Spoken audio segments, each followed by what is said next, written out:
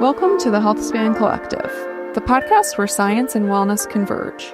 I'm Nicole Doran, and I'm thrilled to have you join us as we dive into the world of regenerative medicine, integrative health, and the latest science and trends shaping how we live healthier for longer.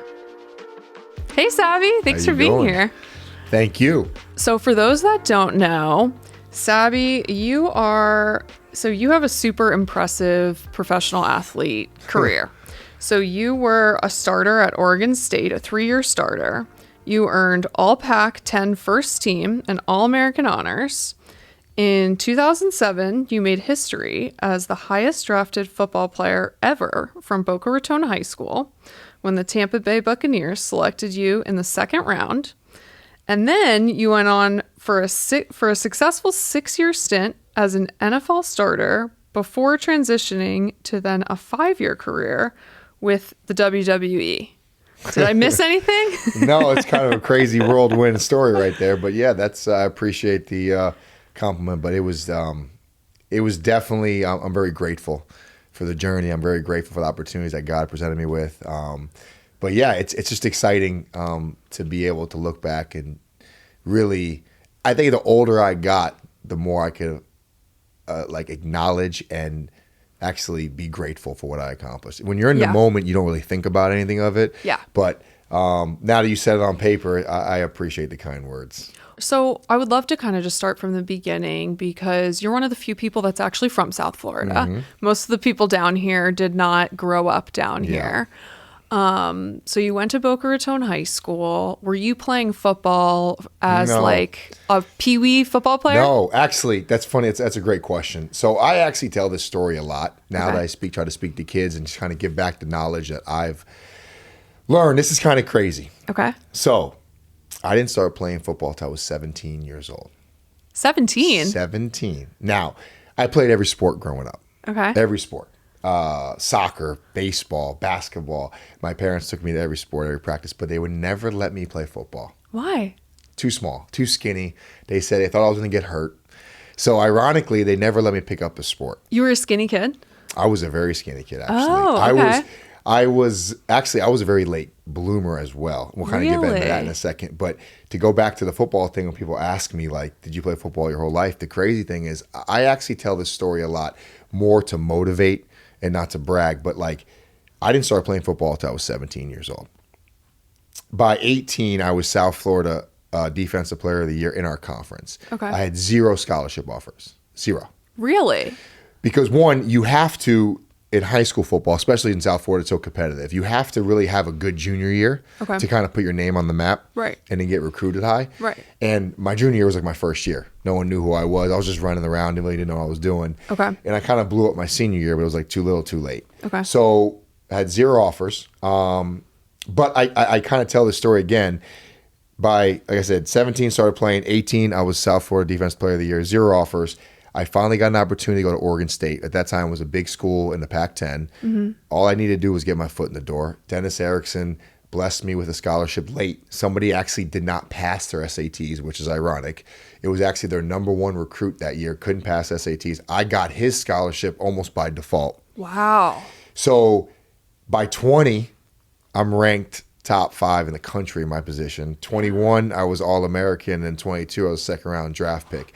And I don't tell that to brag. I tell it to motivate because I preach a lot about if you want to be great at something, you got to become obsessed with it. Mm-hmm. And you got to be able to sacrifice a lot to achieve what you want to accomplish. So for me, that mindset of I was so far behind the 8 ball that I knew that I had to be in the film room to midnight. I knew I had to be, do extra workouts every single day. Okay. I knew that I had to study the game. I never drank. I never partied. I never went out because I knew that wasn't going to make me better. So I was so obsessed in the 6, 7, 8 year window that I did give up a lot. Okay. But I tell the kids that if you want to be great at something, people don't tell you what you have to sacrifice and what you have to give up. Mm-hmm. So as we, if you want to talk more about that part in my career, that was I think the staple of me was I was able to identify that I had to give up a lot for me to accomplish the goals I wanted to accomplish because I was, a late starter. Right. And that was kind of like how my mindset was. Yeah. So I'm sure you had a ton of natural talent, but you still Absolutely, yeah. felt the need to, like you said, be probably the hardest working guy in the gym. You were probably the latest one in the film room. Absolutely. So you not only had the natural talent, but you were really putting in the extra work. Yeah. Again, like I guess absolutely, God blessed me with some very unique athletic ability. But that being said, I played every other sport. So like when I kind of went into football, Right. I already knew how the work ethic was. I already Right. knew what I had to do to be great at something. Actually, baseball was my first sport that I thought I was going to go pro in. Oh, yeah? Yeah, I was actually getting recruited to go to the pros from high school at my senior year, but I kind of fell in love with football. Okay. And I kind of fell out of love with baseball simultaneously. Yeah. So for me, it was kind of an easy transition, an easy decision. Okay. But yes, that being said, I was gifted athletic. But again, I think it was because since I was 5 years old, I just played every sport and Super worked really hard. athletic. Exactly. And just continued to grow that part of my, ability to just want to be the best athlete on the field. And then did someone recruit you to start playing football? Like, did you start filling out at 17 and they were like, wait, you should be on the football Well, field? it's funny. I was actually a very late bloomer. Okay. So my freshman year in high school, I was 5'6", 120. What? 5'6", 120. Like I was the guy. For those that aren't watching, how tall are you now? I'm 6'3", 240 right now. Okay. Yeah. I'm 5'2", so everybody looks huge to me, but I Yeah. would have guessed you're 6'5", because you just have such a big stature. 6'3" and a half, yeah, 240. But again, that a lot of hard work, a lot of dedication in the weight room. But yeah, so I was a late bloomer. Yeah. So my parents were not going to let me play football at 5'6", 120. Like my mom said the first time Smart decision. I put like pads on, I was like leaning sideways. So she was like, nope, it's not going to happen. So I actually grew in college a little bit. Yeah. I know a lot of guys that, they kept growing until they were like 25. Guy that had like armpit hair. I was the last guy. I still have like barely any facial hair, but I like didn't, I was that guy who actually developed later, which sometimes it could be a good thing, but also it's kind of, you watch everybody start to hit puberty and they kind of surpass you. Like they kind of like, you're not really growing and getting more athletic and they're kind of growing. You're like, uh-oh, like what's going on? Mm-hmm. So that was a little bit of like a panic for me when I was a kid too. Like I didn't know if I, when I'm going to start growing. Right. Like the doctor told my mom I was going to be like 5'9". Really? Yeah. Are your parents tall? My mom is tall for a woman. She's like about 5'9". Oh yeah. My dad is 6 foot, normal. Yeah. But but yeah, my mom's like 5'9". So you're like the tallest person in like your whole family? I am. Yeah. My mom's brother was 6'3" though. Okay. So I guess I get it. Yeah, from you got to my get it side. from somewhere, right? Absolutely, yeah. All right. And so you grew up in Boca. You went to Boca High. We were just talking about your connection to one of our partners here at Pure Form, John. He also went to Boca High, I think. Crazy. We had the same football coaches. We just found out at a Christmas party. We were speaking. Oh, really? And we had the same football coaches. Oh, that's so funny. So Because, crazy. you guys are probably like almost 10 years apart, right? I think almost exactly 10 years apart. Yeah. Okay, Which cool. is crazy. Yeah, he played at Iowa. And I know for him, it was a huge culture shock to move from Boca to Iowa. I'm sure it was the same for you to move to Oregon, right? I can't even tell you. I think I was so blinded and I was so focused on just becoming a great college football player and making it to the NFL, because that's all I thought about every day, that I didn't even sit and like look at where I was at. I mean, Really? you talk about, you go from South Florida to Corvallis, Oregon. It's 3,000 miles apart. It's almost the farthest you can get on the map of the United States. Right, like the two furthest points from each other. You don't see the sun there for 6 months. Whoa. Like I'm talking about rain, cloudy all day, but not rain at like South Florida rain. Like the rain you could actually walk to class and then you kind of just brush it off when you get there. Like it's like a mist. Yeah, it's like San Francisco, like Something that, like that. mist, kind of, right? It was very difficult. Like when I actually left Yeah. and I went to the NFL, I went back, I think the year after, 2 years after, I did like a little kids camp. And I actually went back and I was like in shock that I was like, I lived here for 4 years. But I think for me, it was all just a haze. Because I was just so focused on football that I didn't really let that dwell on me. But it was a culture shock. Like even just the women, everyone was different. Yeah. The Like aesthetic is very different, right? Like I remember one time, I think I put like gel in my hair one day. I went out and everyone was like, "What do you got in your hair?" Like Because over there, like jeans and a t-shirt is like, it's like Birkenstocks, real like when vanilla. Birkenstocks like aren't cool, right? Like Yeah. it's just like that's just Yeah. like the vibe. the vibe. It's like nobody, like like Wrangler jeans, Yeah, and yeah. like a flannel, Yeah. right. So it was definitely. But honestly, I wouldn't change it for the world because I think it allowed me to really focus on what I needed to focus on. Yeah. And the girls didn't distract me. The parties didn't distract me. The I was going to nightlife. say, were you big? Like, obviously, you were like this star football player. Were you like living that like college dream of like being like partying all the time and all that? No. Not at all. And I'm going to tell you no. And if I have a message to tell people out there, I'm going to say no because I just don't believe you can be great at something and still be out in the clubs and still live a college dream. Yeah. Oh, I could live like they are. I could have all the fun in the world. I could drink, I could smoke, I could party, I could chase Right. girls, and I'm still going to be a stud on the football field. See, it doesn't work like that. Yeah. And I'm a big believer in At least not long term. not long term. Right. Yeah, you're exactly right. Like some guys are so dang gifted that they can get away with it for a little bit, but it'll catch up to them eventually. Your body will start to break down.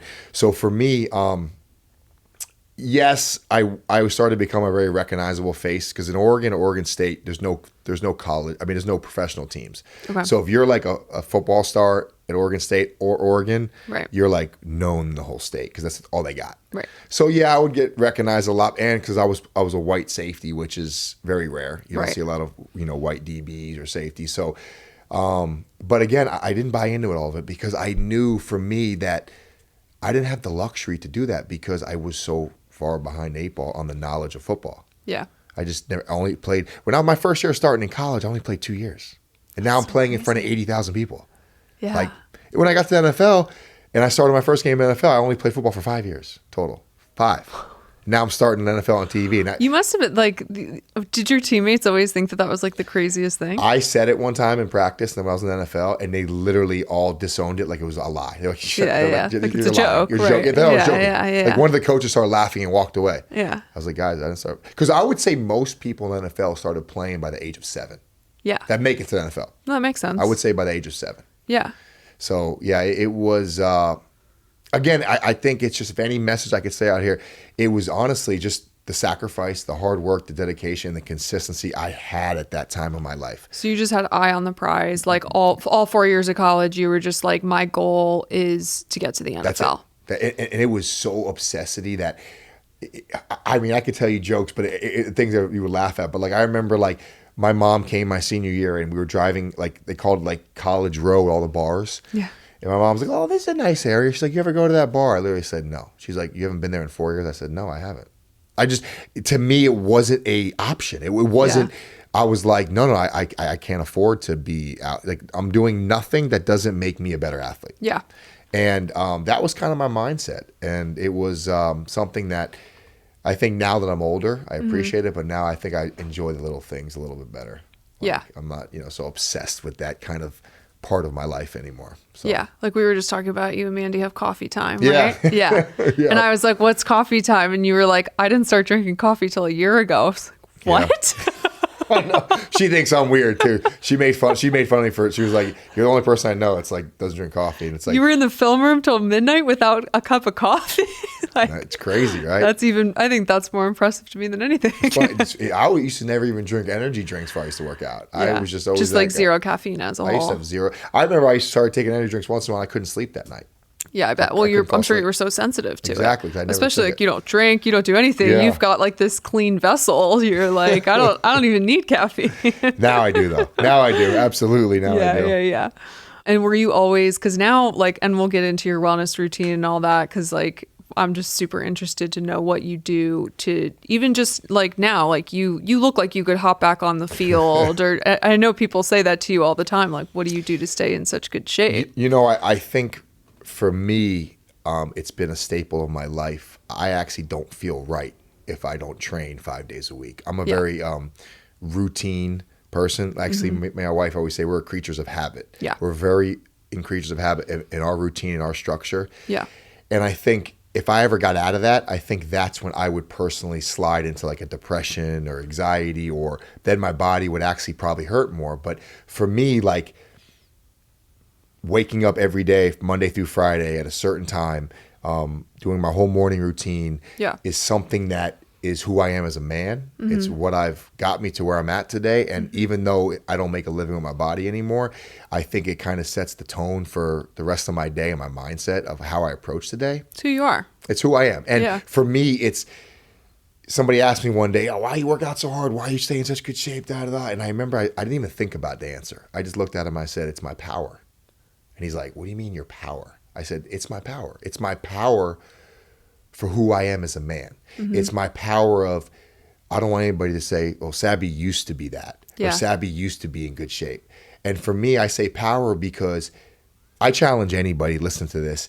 If you're suffering from depression, anxiety, unhappiness, I would challenge you to do a 6-week program in going to the gym, drinking a gallon of water, eating right, waking up at a certain time. And I promise you, you won't feel that depression. You won't feel the anxiety. So for me, it's like, I want to keep my power of who I am as a man, because once I stop taking care of myself, I almost submit my power to everyone else, right? And then, you know, you might lose your confidence. You might lose your drive to be successful. You might be, you know, I think a lot of relationships and significant others, one person's taking care of themselves, one's not. How are you supposed to stay in love when that's happening? Yeah. Right? How are you supposed to be in love when one person has a whole different regimen? And like, to me, it's just like, I have an obligation to myself. I have an obligation to my wife now. Yeah. That I got to stay in peak performance of who I am as a man. Right. And that's why when I said power, I think everyone should take it personal, that like, that's my power of my sanity. Right. Well, that's who you are. Like you said, it's who you are. It's who you were when you and Mandy met. It's who you always were as an athlete. Like, I know a lot of athletes, even just college athletes, where they stop playing their sport, they graduate, they don't go on to play professional sports. It's like a true identity crisis. And especially when they do, like, so many of them are so turned off from having a structured training schedule, staying in really good shape. And they just end up spiraling in that other direction, because it's like it's a complete loss of identity. So it makes a lot of sense to me that you're like, it keeps me mentally healthy. And I'm still Sabby Piscitelli. I walk into the room and everybody knows that, like, my body performs a certain way. You are 100% spot on. I couldn't say it any better. And I think it happens at every level of an athlete, right? You know, middle school, high school, college, and if you're privileged to play in the pros, when that day is cut off, it's the same depression. Yeah. It's the same anxiety. Oh, what's my identity? What am I going to do the rest of my life? Right. Who am I? Who am I without the sport? In my sport. So, and I've always believed that a saying that actually one of my closest friends that helped me through my rough times in life was Ray Lewis. Yeah. Obviously one of the greatest football players of all time. But Right. he said something to me that always resonated with me. He said, the only thing that follows hard work is results. He goes, it might not always be the result you're working for, but it's going to be a good result. And I have a perfect example of it. When you said in my bio, when I couldn't get back in NFL, my story was crazy. I was never even cut. I actually started my last game on national TV, never thought I was done, and I ended up being done. Almost in the prime of my career, couldn't get back in. It was actually the craziest 2 years of my life. It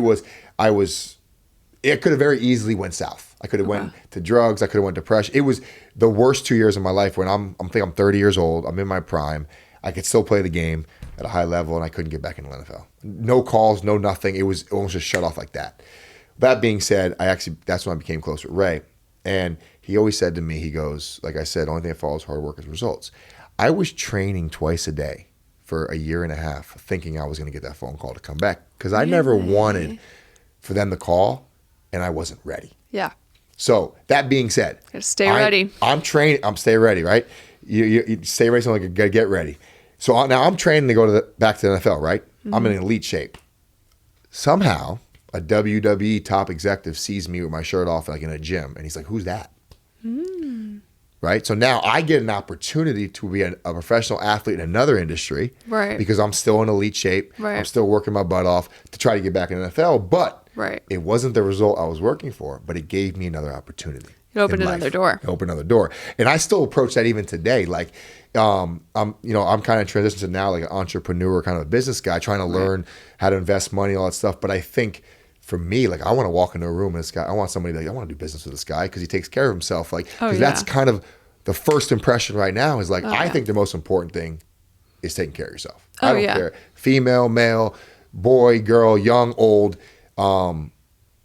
And for me, like, that's like a staple and a symbol of who you are. And you're right. Like, if my routine goes off, I literally can feel myself going down, and I get a little anxiety, maybe a little depression. You know, until they snap back into it. So, yeah, that's something that's very important, I believe. Yeah, that makes a lot of sense. So do you train Monday through Friday? I do. Or is it? Okay. I do. You take the weekends off. I do. I'm a big believer. And I think everyone's different. Yeah. And I think that's the key to stay in great shape and also stay healthy. Yeah. You have to listen to your body and figure out what your body wants or what your body needs. Yeah. For me personally, I've always believed if you work out hard enough Monday through Friday, you need 2 days to recover. Yeah. And that works for me. Yeah. Right. I do Monday's my big push day. Tuesday's my big pull day. Wednesday leg day. Thursday shoulder day, and then Friday's kind of like a full body cardio day. Okay. And then Saturday's a full recovery day.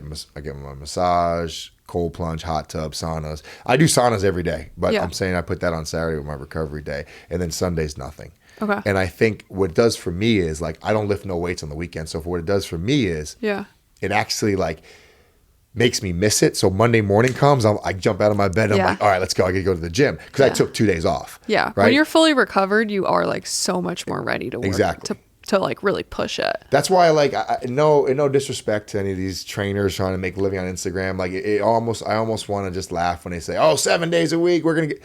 No, you don't. Oh, no. Because if you don't recover, then you're not even growing. You're not getting in better shape. And here's the thing is, like, if you can work out 7 days a week, you're not doing something right because you need recovery days. No, you shouldn't be able to work out 7 days exactly a week. Right. So, but everyone's a little different. Like some people like Monday, Tuesday, Wednesday off, then Thursday, Friday, Saturday. Right. That's why I asked if it was like Monday through Friday or if you take a Wednesday and then Sunday or something like that. But I just like to take 2 days I like off. the weekends off. Me too. Yeah. Me too. Yeah. Sure. Okay. So you were training to get back into the NFL, and then someone scouted you through Ray at the gym. Yeah. And obviously, did you know anything about Nothing. WWE? Nothing. Okay. It was, I was a casual fan, right? Like the Stone Cold Rock era. Right. And I actually got approached the first time they called me. I'll never forget the first time, his name was Canyon. Good guy. And he worked for Triple H. He was Triple H's guy. Okay. And I actually told him, I said, listen, I said, I appreciate the opportunity to offer. I said, I'm still trying to get back in the NFL. I said, if I'm not back in the NFL by January, I was like, give me a call. Okay. So they called like January 2nd.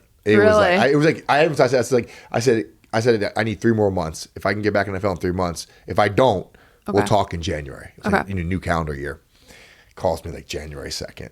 And they were hot on you. They wanted you. I was kind of at that point in my career where I couldn't get back in for 2 years, and I just was kind of demoralized a little bit. Yeah. So then I flew out to meet with them, and where is it? Vegas? It was in Orlando. So they had Triple H was pretty smart at this point. He kind of developed I guess you want to call it a minor league program for their WWE, like Raw and SmackDown. He created like a facility that he wanted to kind of mold and grow his own superstars and then bring them to like Monday Night Raw and SmackDown. But what happened, NXT actually blew up in its own entity. It actually is its own brand now. It's huge. But long story short, like I didn't know anything about wrestling, right? I didn't know how to wrestle. So now I got to start at the bottom of something, right? Right. And I think that was God humbling me to probably the extreme of me just being grateful to literally start over at something. And I went from playing in front of 80,000 people, right, getting escorted to my car. You know, my jersey was sold at one point pretty high in Tampa. To now I'm in front of like 200 people, setting up wrestling rings, cockroaches, like old venues. Like, it was humbling. Oh, wow. And on top of that, I suck. I suck. I'm not good, right? Because I don't know anything about the industry. Right. I don't know how to wrestle. It's a very, and it's like a performance art type 100%. Thing. WWE. It's very taxing on your body. Number one, and yes, it is. It's entertainment. Yeah. But you're acting. You're performing. Right. It's a lot. And for me, it was a struggle because I started at the bottom of something, and I challenged myself. Yeah. And I said to myself, you know what? I'm going to, again, I went to the obsessity part again, right? I moved to Orlando. I was miserable in Orlando, but I said, I'm chasing a dream. I'm chasing a goal. I started at the bottom of something. Now, and is there like a financial goal? Like if you make it to a certain spot, you make X money or something like that? Well, that was the goal. I wanted to become like a Cena or Rock or Randy Orton because now you're making a life changing. And you get like sponsorships. Absolutely. Yeah. Like, so that's the goal. Right. And the craziest thing is, like I said, humbling yourself, I think, is where I learned at that part of my life, because I went out to Orlando, okay? And don't get me wrong, like they were paying me like pretty much my year's salary was what I was making in a game and a half in the NFL. Yeah. And I was grateful for it, but I wasn't there for that money. I was there to grow and get to the bigger contract. Right. So now I'm going to an environment where I have almost nothing in common with nobody, because it's a bunch of, no disrespect, it's like a bunch of young kids trying to make a career out of something where, they're making $50,000 a year. That's as most they ever made, but they haven't grown in life yet. So now I'm getting thrown in this group where I don't relate to anybody. I feel like I'm not good at it. So it was a very challenging time in my life. And then here on top of this, I didn't have to do this because I'm working. This is no joke. I was working 60, 70 hours a week. Now, you got to remember, I was actually out of the NFL for 2 years, living my best life in a sense. I was free to do whatever I want financially. I was okay. I made money. I saved it. So now I go from that to like working 60 hours a week again, 7 hours a week. Yeah. For peanuts. Well, yeah. Right? Yeah. I'm traveling all around the state of Florida, doing shows, learning how to wrestle, beat myself up. And I was very grateful for the opportunity. Don't get it wrong. Like, I'm very grateful. Yeah, but I don't think people understood what I put myself through, in a sense of I didn't have to be there. Yeah, it's like a step back in a way. So, so that being said, we don't have to get into all of it. A couple things went wrong, a couple surgeries. But the best thing that happened to me was I met my beautiful wife there. And you did meet Mandy I met Mandy there. Okay. So that I am extremely grateful for. Okay. I'm extremely grateful for the opportunity to be there. But there was a couple things that happened that you won't have to get into as deep. But it was just, they wanted me to be the next superstar. They kept telling me I was going to be the next big superstar. And it just never panned out. Okay. Because I didn't really come from that industry, and they only like that. Yeah. They get intimidated by that a little bit. So I think that was a big reason. Yeah, why. I was going to say you're probably an outlier, as like it's not like you were even, like on the sidelines in the NFL. Like you were I was second round pick. I started. Yeah. I had And again, like there was a couple people there that like, oh, I played in the NFL. And don't get me wrong. Don't people judge this. Just getting a workout in the NFL is amazing. Right. But there was a couple guys that like, they made OTAs and then they make preseason. But you got to remember, 90 players make the preseason, and then only 53 make the team. Right? Like, so then these guys like, oh, yeah, I was on the preseason roster. Good. That's awesome. But you never made it to the NFL. You never started the game. So for me, when I got there, I was kind of frowned upon. You were like on a different level. And for me, I had to actually, it's funny you say that, because for me, I struggled because now they're questioning me like, oh, are you here for the right reasons? Why are you here? Do you love the business? Yeah, you're like making them insecure because they're like, why are you here? And I'm thinking in my head, I'm like, I'm here for an opportunity to make money, like to grow my career and do good things as a business. And they actually kept asking me the same questions, like and questioning your motives. Why are you here? Yeah, exactly. You didn't grow up in the business. You didn't grow up a diehard fan, and that actually bothered a lot of people up there. Did it? Big names, yes. And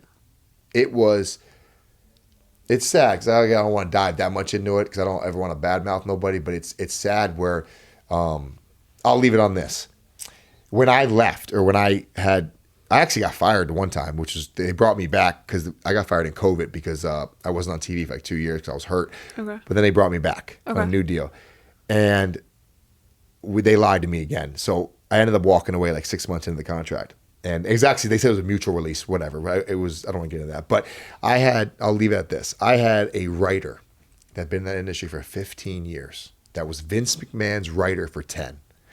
And he wrote me when I left. He goes, I've been here 15 years. He goes, you are the biggest dropped opportunity on a mega superstar I've ever seen in 15 years. That's what he says to me. He goes, you are the biggest dropped opportunity, because they never give my character, Tino, they never gave him a real shot.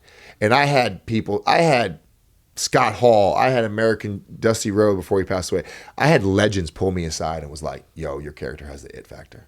It's like, if you have the it factor, And for me to never get my correct push that they promised me was honestly, I think highway robbery. I think it was more of somebody had something against me versus like this kid could be a megastar. And when I have a writer that's been in the business 15 years say you were the biggest drop ball of a megastar I've ever seen, that's got to go for some kind of value. Oh God, yeah. So that, that being said, am I bitter? No, because I'm extremely grateful for the life I live. I'm extremely grateful for my beautiful wife. Right. But the facts are facts in a sense. If you know people in that business and you said that Tino never got a shot, it's kind of like it raises your eyebrow a little bit. Yeah.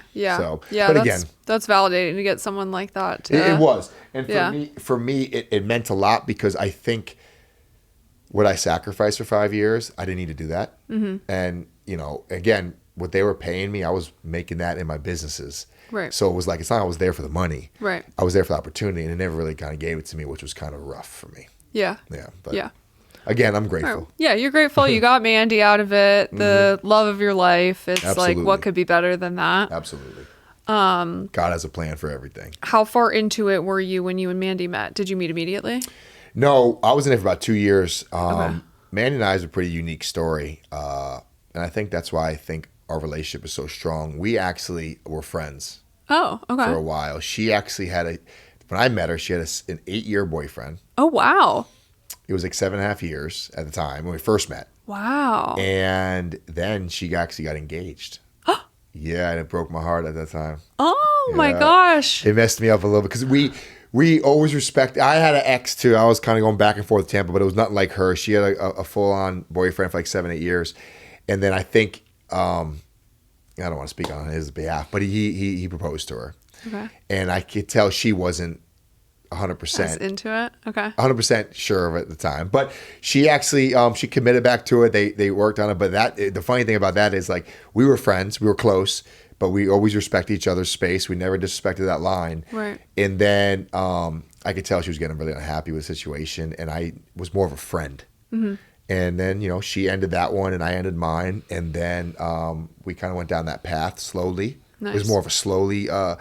And when you're friends, you got to tread lightly, right? You got to tread real lightly. Yeah. So it was one of them things where the beginnings were a little rough. Okay. We were on and off a little bit. Okay. We did break up, I think, twice in like a 2-year span. Okay. Well, I'm sure it was like your breakups were fresh, especially hers. Like yeah, you're kind of like going through a lot, Like right? I didn't think she was even ready yet. Yeah. Because being someone 7, 8 years, you don't like time the grief, right? Yeah. So, and I think I was and I wasn't making the right decision as a man, probably, but then I would say one morning I woke up and we were actually broken up, and we were kind of, treading the water badly. And I just woke up as a man, and I just knew that I had to make a decision to do the right thing and be a man at that head of the table kind of per se of relationships. Yeah. And ever since then, never looked back. I've been the happiest I've ever been. We have such an amazing relationship. She pushes me to be better every single day. Yeah. She motivates me. She's really like my best friend. And it's crazy because I never thought I would actually like love life so much more with somebody. Like I've been kind of successful single, and I've been successful with somebody. Yeah. And it's 10 times better when you're successful with somebody. It's not even close, actually, to be honest with you, in my opinion. No, I know exactly what you mean, because it's like what thing. Is like career success is great, but if you don't have someone to come home at the end of the day and feel like completely loved and held by that person, like who cares about your career? 100%, like 100%. That's awesome. So, how long have you guys been together now? We've been together, like we know each other for about 7 years. We've been like strong now for about 4.5. Okay. Like, And you guys had a beautiful wedding at the end of last year, right? We did a Park Chateau in Jersey. Yep. It was, the weather was absolutely epic. I mean, it wasn't a cloud in the sky for 3 days. It was like 60 degrees. Yeah. There's a People spread, right? If anybody wants to go look at it. You guys did People exclusive. People did exclusive. And then we actually have another one coming out. I don't want to quote it because it'll be wrong, but they actually, they hit up our wedding planner like 2 weeks ago. They want to put all our pictures in this magazine. But yeah, it was really cool to be in People's Magazine was there. Yeah. That was pretty cool. It looked gorgeous. Yeah, it was cool. It was, they actually dropped, we literally said, I do. Yeah. And by the time we got to like cocktail hour, they already launched it on their website as all the pictures. Yeah. Cause oh my God. Yeah. They wanted, so we actually had to tell everyone at the wedding, they weren't allowed to post because they wanted all the exclusive. They wanted the first post. Yeah. So no one could take pictures in like the ceremony. Okay. And then obviously when we got to the cocktail hour, they already posted. So people can do what they want. But yeah, they ask that of us. Yeah. So, we oblige for sure. That makes sense. I've heard that before from other people who have gotten exclusives like that. It's like you can take to the guests, like you can take pictures, but do not post. Exactly. Yeah. So yeah. it was cool. That's awesome. And now I know you guys have your house here in Boca, right? Yep. Boynton. Boynton Del Rey. Yep. Boynton Del Rey. Right. Yep. And then you also got a house in New York, right? We do. My wife is from Westchester County up there. Right. Yorktown. So, we were fortunate enough about a year and a half ago to get a property up there. Unfortunately, she lost her brother a couple years ago. Oh, and awful. she comes from, a very family-oriented family. And I think her being down here away from her family kind of hit her differently. Yeah. So, we made a decision to buy a place up there as well. Nice.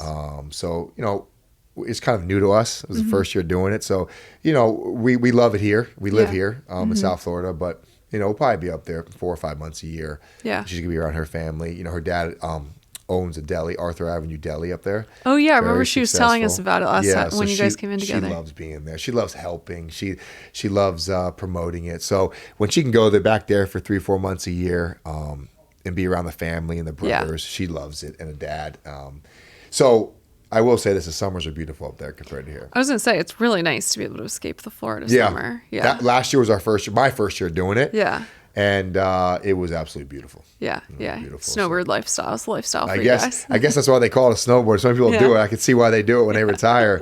But we're very, very fortunate and blessed to be able to have the freedom right now. We don't have any kids. We kind of, obviously work remotely. Right. So for us, we've set it up where we can just kind of get up and go at this point, and we're very grateful for that. Yeah. And you mentioned you guys have a couple of businesses. What are like the hot things that you're working on? We actually have an energy drink coming out. Oh. We do. It's one of the first times I'm going to announce it. We've actually been in the works for a little bit. Okay. I know you guys have been like secret project for a while. Is that the secret project? And to be honest with you, it's been a lot more of a nightmare than I thought it would be. But as anything is, I guess any is good. Business owner can tell you for most things. Exactly right. So, but I think we're really close to launching. But we're the first I've seen his and hers energy drink. Oh, cool. So, I love that concept. So we're doing a his and hers because we want to do healthier. Yeah. So obviously a man and a female, they have different deficiencies and vitamins and stuff. So like the men's, and I don't want to say words that are not accurate, but the men's. Sabby is not a doctor. Yeah, I'm not a doctor. Okay. But like the men's health energy drink promotes healthy testosterone, all natural healthy testosterone, high quality magnesium, B12, stuff that men really need for deficiencies of vitamins. Yeah. And then the females is versus more of like what the collagen and stuff like that they kind of look in their drink. So it's the first his and hers. Oh, that's awesome. That makes so much sense for your guys' brand too. You have your podcast Power Alphas, and it's very like his and her energy. Kind of like a power couple thing kind of thing. Yeah. And we want to promote it's called Love and War. Oh, I so love that. It's like it's really cool. We're excited about it. Again, it kind of got started last year. It's kind of got put in the back burner for a while for some reasons, but I think this year is going to be a good year for it, and we're excited to launch it. Oh, so that's super exciting. Yeah, and then Mandy, she does so many through social media. Her platform's so big. She has 7-8 million followers on all her platforms combined. So she's actually in LA right now doing a photo shoot, meeting with some people. She's always on the go. Cool. So it's very amazing to see her, how hard she works. Mm-hmm. And she really loves to, accomplish goals that she sets out to. And so right now we're just, we do a lot of investing together, real estate deals, real estate funds. And we're always looking for new opportunities. Yeah. So that's kind of like where we're at right now in our life, and we're excited about it. I love that. Yeah. I love that. Whenever you're in here, you're always talking about Mandy and her career in the most supportive and enlightening way. And I know, like you said, she has such a huge following. She has such a huge career. It's just something I've always, and I'm sure most of your audience, especially your podcast audience, really admires about like your guys' relationship, just how supportive you are of each other. I really appreciate that, because I think some people, and males in general, sometimes get intimidated by successful women. That's why, that's what I wanted to point out is like, you don't seem intimidated in the slightest. I really appreciate that, because we've had people on the podcast say that to us. And listen, I'm her biggest fan. Yeah. Like, I mean, I'm her biggest supporter. I want her to surpass me in everything I've ever accomplished. I'll help you do it. And she has. I mean, she's really grown the last couple of years in every aspect of her life. And, you know, some even of my golf friends will make jokes like, oh, you know, like, aren't you intimidated by if your wife makes more money than you this year? And it's like, no, I want her to make way more money than me this year. Like, I'll help her make more money. Yeah. So for me, and again, what's yours is mine, babe. Yeah, well, exactly. And that is too, but not even that. It's like, I want to help you be successful. I want to do whatever I can to help you be more successful than I've ever been, because that makes me excited to see you grow so much. Right. And for me, I'm a very confident man. Yeah. I know what I've accomplished. I know what God has blessed me to accomplish. So I have nothing to prove to nobody anymore. Yeah. And for me, it's not money that I made. It's not that anything like that. It's for me, like, I'm very secure who I am. I wake up every day and I want to be the best version of me. Yeah. Even if I had no money, or if I had no accomplishments. So for me, I'm not a jealous person at all. Yeah. And even like, I've had girls I used to date before who say that to me, like, you don't get jealous of no guys. I just don't. I'm not the type of person to be like that. Yeah. I always want to be confident who I am, and I want to bring that to the table in a sense of, like, you know, if they make a decision, they want to go different directions, you got to think it's their loss in that sense, right? Like, right. They're losing me too. So for me, like, no, I love that my wife is so successful right now. I love that my wife is getting all these opportunities, and I support her. I'm her biggest fan. I love that. Biggest cheerleader. I am her biggest cheerleader for sure. So yeah, it's cool. So you mentioned the energy drink is obviously a cleaner solution for people looking for an energy drink. We're connected because you are so passionate about your health. You've been coming in and referring people to Pure Form since we opened, really, or since I got involved at least. Walk me through, what does like a day in the life of Sabby look like? Because I know your lifestyle is pretty centered around health and wellness. Yeah, I'm very structured. Like I say, creature of habit. Monday morning, I wake up Monday through Friday at 6 o'clock every day. I really go right to the kitchen. I make about 20 ounces of hydrogen water.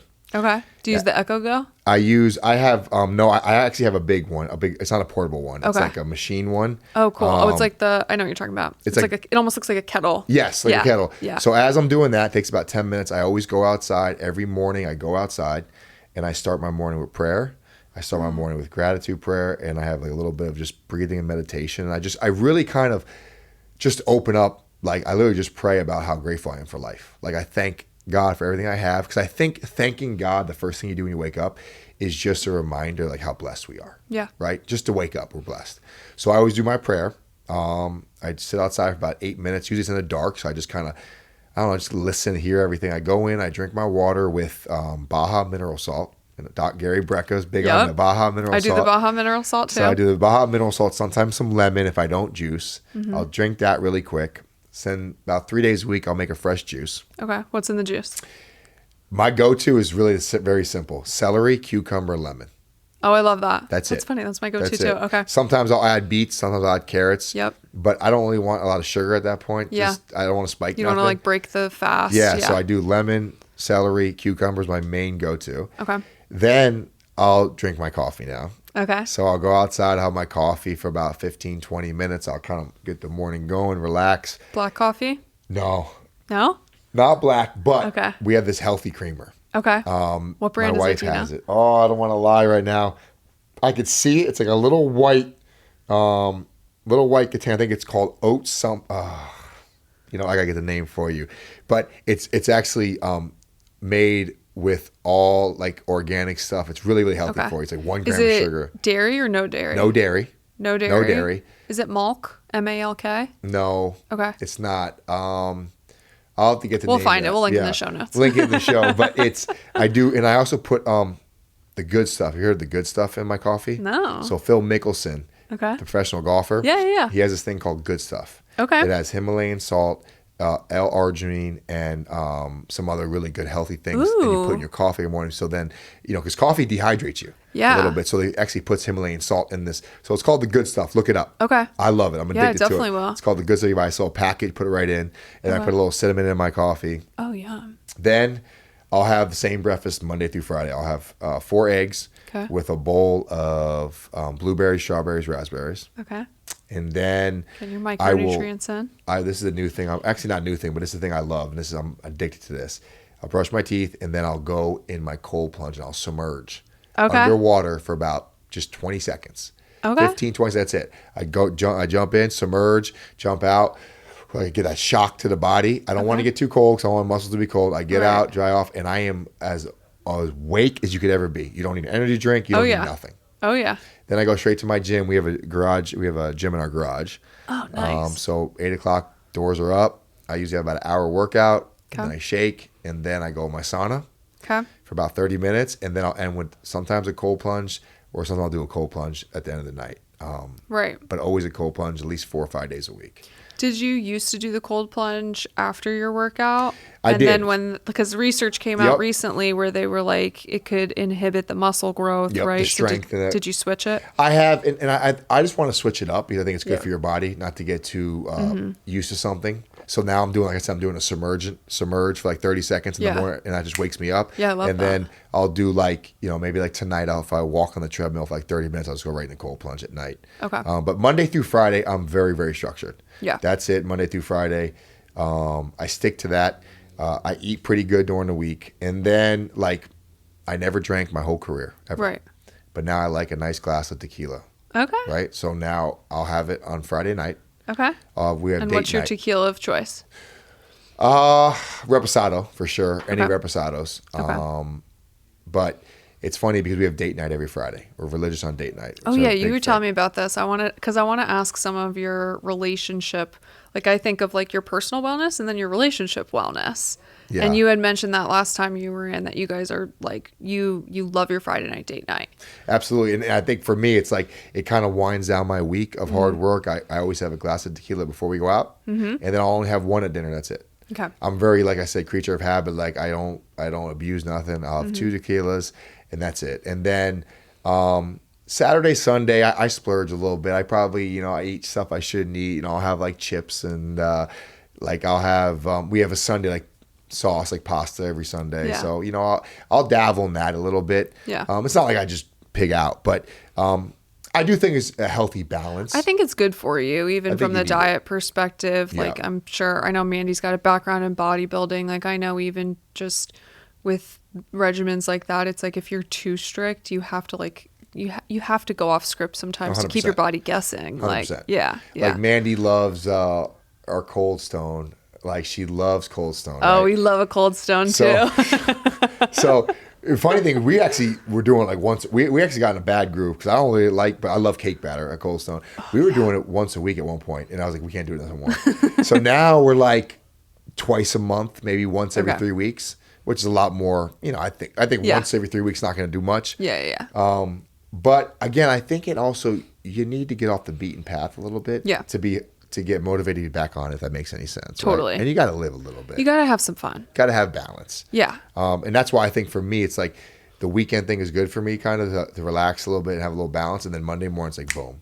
Yeah. And for me, like even dealing with you guys here, I'm always trying to explore a new tool to put in a toolbox for health. Yeah. And anything, right? Like even like the Neo 40 we were just talking about, like just little things that could help me have the longevity in health. Yeah. So going off the Neo 40, what supplements are in your routine right now?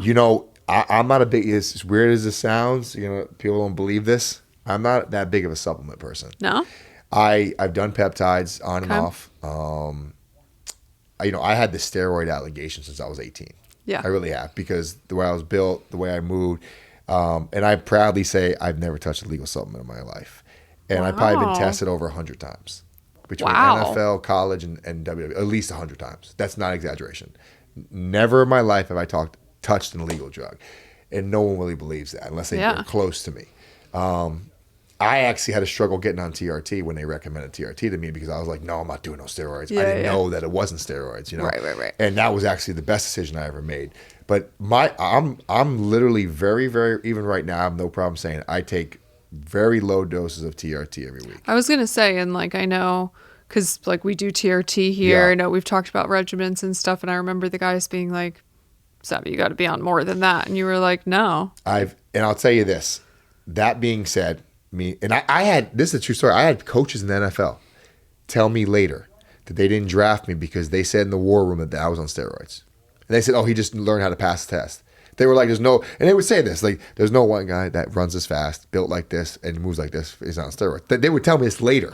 And I had guys like, we've never met anyone that works hard enough to do all that. But it was always like it was weird. And the thing what happened when we were talking about going back, I grew late, right? Mm-hmm. What happened was I was actually big into the gym, and then all of a sudden I hit puberty. Right. So it was almost like I gained like 20 pounds in the summer, and everyone was like, oh, he's on steroids. Right, like, no, it was just, I hit puberty and I was working out. So even right now, I'm not a big supplement person. I take TRT, which is I think the minimum for most guys is like 0.1 or 1 a week. Yeah. I take like 0.6. I take like half the minimum just because I don't think I need that much yet, but I just take very low doses. And now I take creatine that I actually absolutely love. I know a lot of good studies happen on creatine. Yeah, there's a ton of great. That's it. Creatine's got great PR right now. Yeah, it's unbelievable. And I think I will cycle on and off peptides once in a while. I do like the peptide I tried last year. I think it was called MK677. Oh, and it was the first pill form. Okay. And I absolutely loved it. I was on it about 4 months. Is it for like athletic performance? Yeah, it's actually just the same thing as like Samorelin or Apomorelin, but it's more of a pill form. Okay. So it's like a growth hormone peptide. Yeah, it's like a growth, exactly. But currently I haven't, right now I said just on my low dose of TRT, but I will say about TRT, even to promote pure form, I will say it was the best decision I ever made as a man, because I think if you do train still really hard at this age and you're still very, very active, I think you're doing yourself a disservice if you're not on TRT, because it helped me with just clarity in life, happier. Obviously, it helps the sex drive, but not only that, it's the recovery for how hard I still work. Like, it would almost do me a disservice if I didn't keep my test levels at optimum levels. Like, nothing crazy, 800, 700, but because I still train so hard, that it would almost be hurting my body if I didn't. It does. And so, it's a big misconception. Huge. I know a lot of people, I was just talking to somebody the other day, and he was like, no, I think the body is just supposed to age, as it does. And it's like, on one hand, like, I understand what you're trying to say, but on the other, in the same breath, he's telling me, I've got this 15 pounds of belly fat that I can't lose, absolutely. Even though I'm in like major calorie restriction. I can't bike as far as I used to. I can't lift. I'm getting hurt all the time. And it is like you just said, it's like if you don't have enough testosterone, your body starts to break down. Even for women, it's like, I feel like it's this big misconception. Huge. And once again, we're definitely not advocating anybody like do mega doses and be like totally out of range, because that's not good for you either. Exactly. Yeah. Yeah. And it's funny because I actually remember when I hit that plateau, I was like, I'm not gaining anything in the weight room anymore. I was actually almost declining a tad. My moods were a little off. Yeah. My strength was almost not increasing. Yeah. And then I jumped on a little bit of TRT, and it was like, honestly, it was like, I got my youth back in a sense. Yeah, your world gets a little like brighter. Everything was brighter. I was happier. Yeah. I was healthier. I was more energy to work out. Right. And it wasn't even like for me physically, it wasn't like I changed that much. Right. Like, it wasn't like, oh, I got like it was just, it gave me the ability to work harder than I wanted to work harder in the gym. And I do recommend. I think what scares a lot of men, and I hear a lot of men say this, is like, oh, I got to be on my whole life. Yes and no, but yes you do, but it's literally one little shot a week if you want. It takes you 30 seconds. Right. And it's like, it helps you in every aspect of your life. Like, are they afraid to commit to like the rest of my life? But they get all nervous when you say that. And I'm like, you take vitamins every day? Because I do. So you take vitamins the rest of your life? Of course you are. Yeah. So why are they so scared of that? Like, that's, to me, that's kind of a stupid reason not to go on TRT. Yeah. No, I couldn't agree more. I think that, like, I have a little bit of hypothyroidism, so I take like a compounded thyroid hormone. You take Synthroid? I used to take the Synthroid. Now it's called MP Thyroid. So it's like a blend of Synthroid and the other. So Synthroid is T4. This is T4 and T3, right? And when I first started it, I remember the doctor being like, "Yeah, you'll probably be on this for your whole life." And I was like, "Oh, really?" And then I got on it, and like for a week, I was like, oh my God, like I am so much happier. I have so much more energy. I feel amazing. Yeah. Like I would do anything for the rest of my life if it means I can still start feeling like normal people feel, Yeah, whereas I didn't absolutely. realize how like dim I felt before that. Same thing with me with TRT when I started TRT. Yeah. Like I almost like you almost your clarity. You almost feel yourself just being happier. You're like, I'm happier. Yeah. So yeah. your It's important. Your hormones relationship is gets important. better, all the 100%. things. Yeah. Relationship gets better. You're absolutely right. And I think, but that kind of goes back to what we talked about earlier is like always optimizing to be in the best health you could be. And I always say this, be in the best shape that you can be in your life, like in the stage of life you're in, right? Like a 50-year-old is not going to look like a 20-year-old. Like don't compare yourself to a 20-year-old, but be the best 50-year-old you can be. Of course. Be the best 40-year-old you can be. Be the best, and I think that's another misconception. People was like, oh, I'm just getting older. I can't. No, what do you mean? You should be able, you can do whatever you want. Yeah. Just do what is appropriate for your age. Yeah. And I think that's like kind of like, and that's what people are like, oh, I want to take, what do you mean? Like you want to be in the best shape of your life? Mm-hmm. Let's get on all that stuff. So yeah.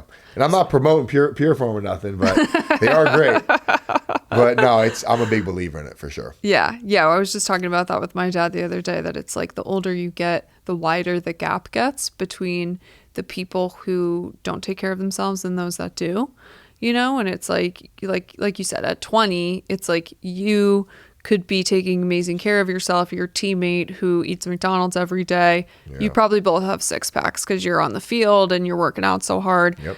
But like you said, even with the athletic performance, it's like it's short-lived if you don't take care of yourself. And then the older you get at 30, 40, 50, as we all get older, it's like the difference between you and that teammate is going to get farther and farther apart with the way that you look, the way that you feel, the way that you perform.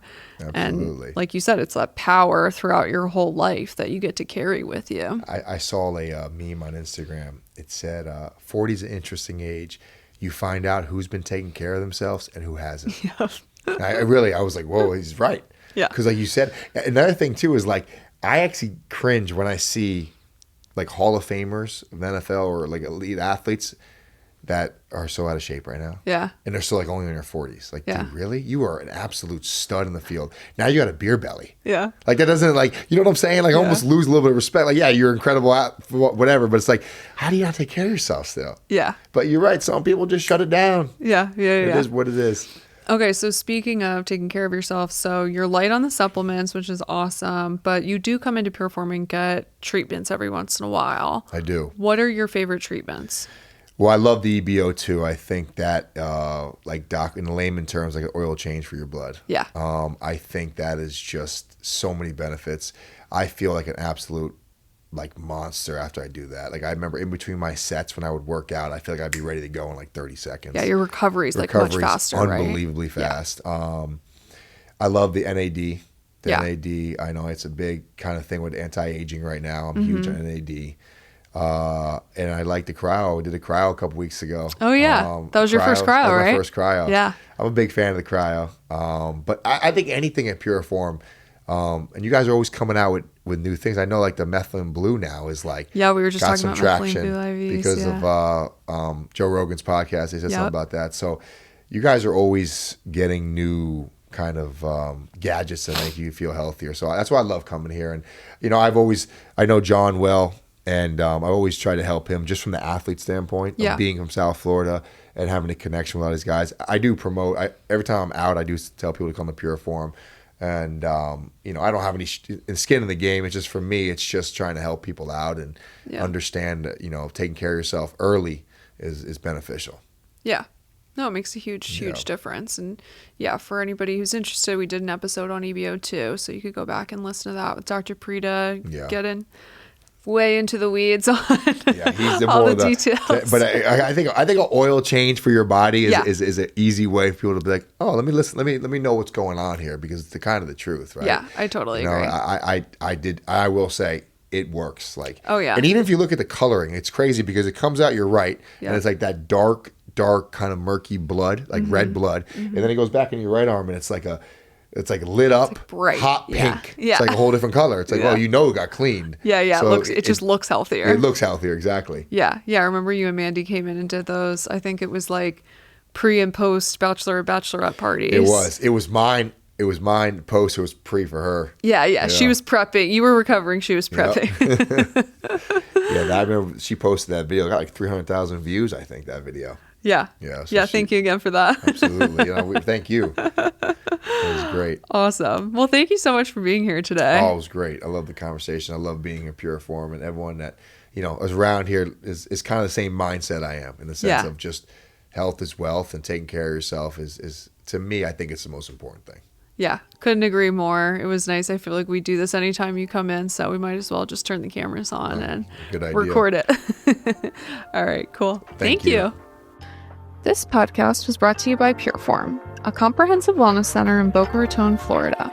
The website is pureformhealth.com, or you can find us on Instagram at pureformhealth.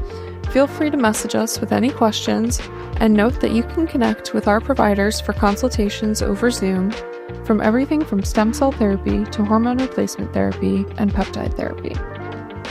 That's it for this episode of the Healthspan Collective. We hope you found it insightful and inspiring. Don't forget to follow us wherever you listen to podcasts so you never miss an episode. And if you enjoyed today's conversation, we'd love for you to rate, review, subscribe, and send it to a friend. We'd also love to connect with you on Instagram. Follow the podcast at Healthspan Collective and me at Nicole J. Doran, and leave us a comment on our latest post letting us know what you'd like us to cover next.